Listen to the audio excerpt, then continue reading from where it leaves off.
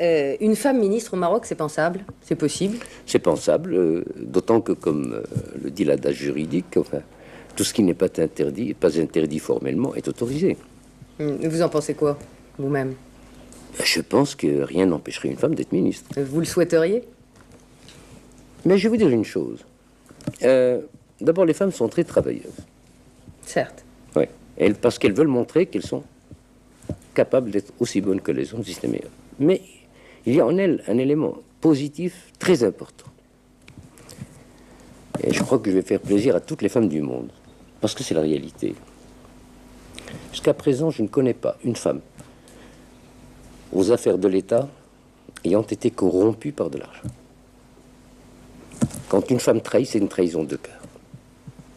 Elle se donne à quelqu'un, elle vole des papiers, elle communique des secrets, mais c'est vraiment exceptionnel. Il faut qu'elle soit passionnée. Mais sur le plan de la corruption, je n'ai pas entendu dire qu'une femme ait été corrompue dans l'exercice de ses fonctions. Vous avez souhaité d'ailleurs faire évoluer le statut de la femme ici au Maroc. Jusqu'où êtes-vous prêt à aller sur le plan de la polygamie, sur le plan de la répudiation sur simple déclaration, sur le plan de l'autorisation de voyage sans l'autorisation du mari? Nous sommes allés aussi loin qu'on le pouvait. Pour moi, seules les choses interdites formellement par le Coran et la Sunna sont intouchables. Autrement, tout peut être réadapté, car la religion musulmane est une religion qui a beaucoup évolué et qui est évolutive. Mais dans la loi, je veux dire, dans la loi. Dans les faits, j'attends la réponse du Conseil des femmes, puisque j'ai réuni toutes les...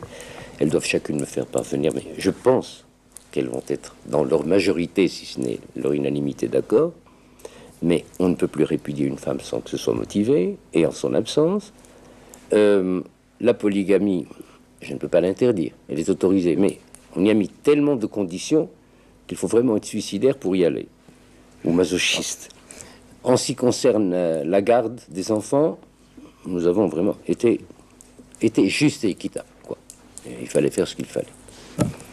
Là, nous n'avons fait que consacrer la libre profession d'une femme qui est consacrée par le Coran et le hadith depuis que l'islam existe.